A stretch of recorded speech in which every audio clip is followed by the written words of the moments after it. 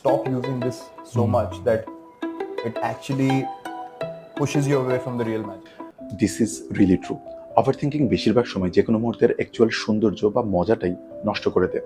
Over thinking থেকে যেই ভয় বা অ্যাংজাইটি তৈরি হয় সেটা লাইফকে সত্যিকার অর্থে এনজয় করার আনন্দটাই কেড়ে নেয়। ধরেন আপনি লাইফকে উপভোগ করতে চান, কিন্তু কনস্ট্যান্টলি আপনার মাথায় পুরোনো কনভারসেশন ঘুরতে থাকে, বা সব সিচুয়েশনে আপনি ওয়ার্স্ট কেস সিনারিও কি হতে পারে সেটা ইমাজিন করতে থাকেন, বা খুবই ইরিলেভেন্ট ছোটখাটো জিনিসপত্র আপনাকে সারাক্ষণ বদার করতে থাকে। কোনো না কোনোভাবে বেশিরভাগ সময় আপনি আপনার মাথায় বিভিন্ন ধরনের চিন্তা ভাবনা নিয়ে স্টাক হয়ে থাকেন। তাহলে লাইফকে এনজয় করা তো দূরের কথা, আপনার জন্য লাইফ জাস্ট নর্মালি লিড করাটাই চ্যালেঞ্জিং হয়ে যাবে। আমাদের মানুষদের ন্যাচারাল টেন্ডেন্সি হলো আমরা সবকিছুকেই কন্ট্রোল করতে চাই আমাদের সেফটি এনশিওর করার জন্য। আর যখনই কোনো কিছুকে কন্ট্রোল করতে না পারি তখনই আমাদের মধ্যে অ্যাংজাইটি শুরু হয়ে যায়। আর যখন অ্যাংজাইটি হয় তখন ভয়ও বাড়তে থাকে। ওভার থিঙ্কিং এর পিছনে দেখা যায় ওভারঅল 3টা ফ্যাক্টরের মধ্যে যে কোনো একটা বা একাধিক ফ্যাক্টর কাজ করে।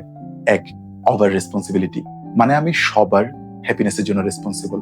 2, আনসার্টেনিটি, আমার সবকিছু নিয়ে 100% নিশ্চিত হতে হবে। আর 3, পারফেকশনিজম, আমার দ্বারা কোনো ভুলই হওয়া যাবে না।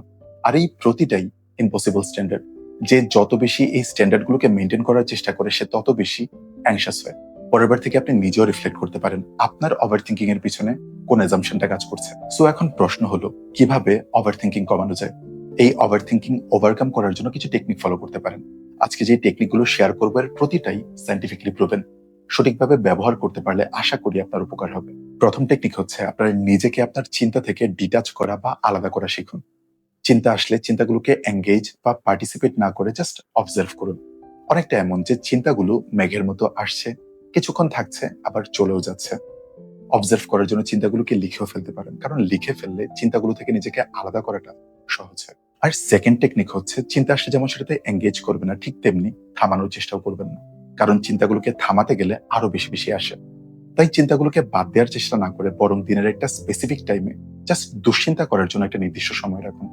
সাইকোলজিস্টরা যেটাকে বলে ওয়ারি পিরিয়ড। আর এই টাইমে কোনো সলিউশন নিয়ে ভাববেন না, জাস্ট দুশ্চিন্তাই করবেন। এতে কোনো একটা কাজের মাঝে অন্য চিন্তা চলে এলেও আপনি ওই চিন্তাটা থেকে সরে এসে আবার কাজটাতে মনোযোগী হতে পারবেন।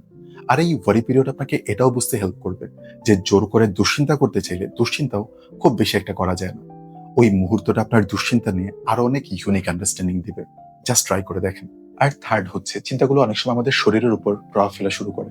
ওই ধরনের মুহূর্তগুলোর জন্য ব্রিদিং রিল্যাক্সেশন বা গ্রাউন্ডিং করার মতো কিছু টেকনিক শিখে রাখতে পারেন, যেগুলো আপনাকে রিল্যাক্স করতে হেল্প করবে। এই টেকনিকগুলো ছাড়াও আপনার নিজের কোনো টেকনিক থাকতে পারে, যেমন কোনো একটা দোয়া বা লাইন বারবার মনে মনে পড়া, বা এমন কোনো কাজ করা যেটা আপনি জানেন আপনাকে শান্ত করতে হেল্প করবে।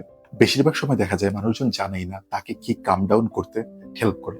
যখনই খারাপ লাগা শুরু করে তখন ব্রিদিং প্র্যাকটিস করা শুরু করে, আর সাথে সাথে না কমলে আরো বেশি অস্থির হয়ে যায়। আপনার জন্য সব টেকনিক কাজে নাই লাগতে পারে, বাট কোন টেকনিক আপনাকে হেল্প করে সেটা আপনাকে স্বাভাবিক সময় খুঁজে বের করতে হবে, যেন যখন আপনার খারাপ লাগে তখন আপনি সেটাকে ব্যবহার করতে পারেন। আর তারপরে যদি ওভার থিঙ্কিং নিয়ে সাফার করেন, বারবার একই চিন্তা মাথায় আসতে থাকে, সেটা হতে পারে ওসিডির কারণে বা হেলথ এনজাইটির কারণে অথবা অন্য কোনো ক্লিনিক্যাল প্রবলেমের কারণে, সেক্ষেত্রে একজন প্রফেশনালের হেল্প নিন, কারণ আপনি আপনার লাইফটাকে এনজয় করাও ডিজার্ভ করেন। আর সঠিক চিকিৎসা নিয়ে আপনি এগুলো থেকে অবশ্যই বের হয়ে আসতে পারবেন। আশা করি ভিডিওটা আপনার কাজে লাগবে। ভালো থাকবেন।